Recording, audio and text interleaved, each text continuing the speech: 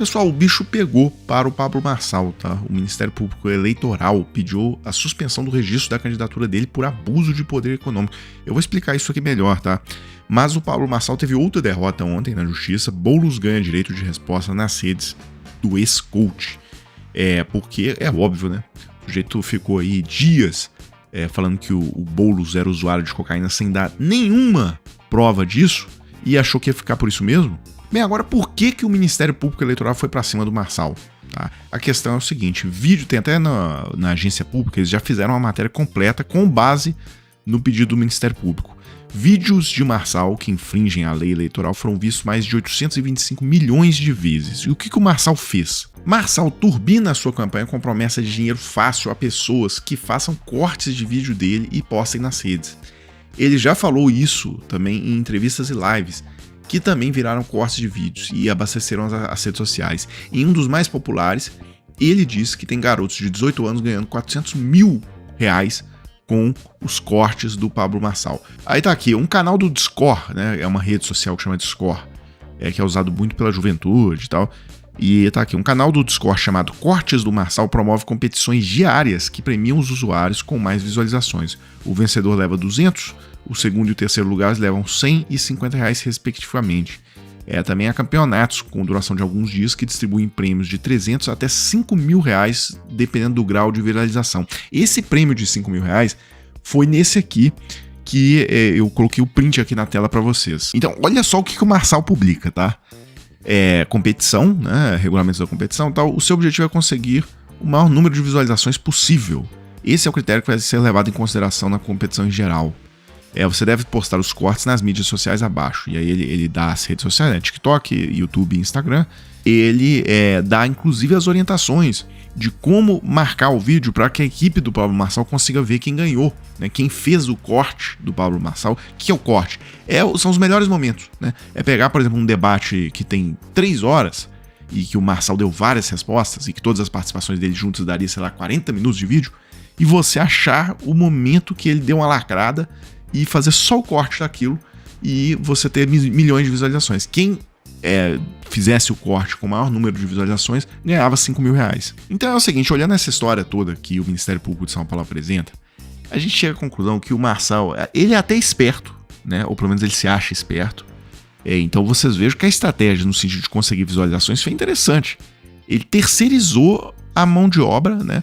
E deixou que a própria população ali, um monte de menino, consiga fazer o melhor corte possível e colocou essa massa de gente para fazer cortes para ele, pagando ali uma remuneração. Agora, qual que é o problema disso? Né? O cara se acha esperto demais e esqueceu de olhar a legislação eleitoral, né? Porque ele não podia fazer isso. Bem, mas só pra gente fechar com as notícias desse dia 20, dessa terça-feira, aquele patrulheiro que ensinou tortura no curso do Alphacom, Ronaldo Bandeira Júnior, o nome dele, vocês lembram, né? Que falava que ia jogar o spray ali no porta-malas da viatura e tal, e ria. Ele foi demitido da PRF ontem pelo Ricardo Lewandowski, ministro da Justiça.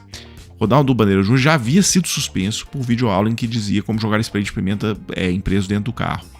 Agora, ele foi demitido ontem por outra razão, viu? Na realidade, o Lewandowski o demitiu porque ele tem uma empresa, tá? E ele é o administrador da empresa.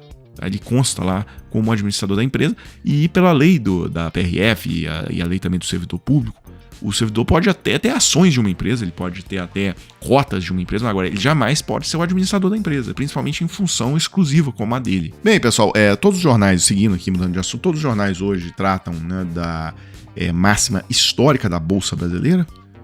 Ibovespa renova sua máxima histórica, avançou 1,36 ontem aos 135.700 pontos. Agora, eu achei muito curioso como a Folha de São Paulo deu a mesma notícia, né? Otimismo nos Estados Unidos leva a Bolsa de São Paulo a recorde. O dólar cai para 5,41.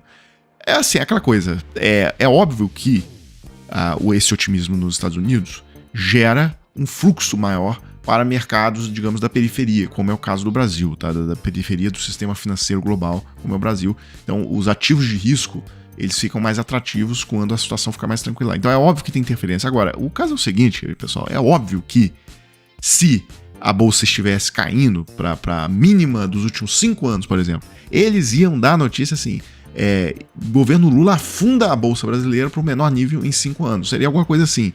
Aí, entendeu? Eles não atribuiriam a um fator externo, não teria esse tipo de... Não, eles entrariam matando em cima. Isso, de certa forma, me lembrou que ontem, na Folha de São Paulo, o editorial deles estava assim: atividade econômica em alta é boa notícia, mas há riscos. Também tá de brincadeira, é aquela coisa, se a atividade econômica, né, tivesse em baixa, não teria esse mas. A notícia, pessoal, viria simplesmente assim: a atividade econômica desaba, desemprego aumenta e inflação sobe. É só isso, não teria esse mas, não teria o contexto, não teria absolutamente nada. E assim, não deixa de ser engraçado, né, dizer assim, mas há riscos. Meus amigos, economia é um organismo extremamente instável, né? Sempre há risco. A coisa pode mudar, pode estourar uma guerra e ter uma disrupção de uma cadeia, pode vir uma pandemia, pode ter uma crise, uma bolha que estoura em qualquer lugar do mundo. Então, sempre há riscos. A economia é, como eu disse, um organismo extremamente instável. Bem, notícias rápidas aqui sobre a economia brasileira, né?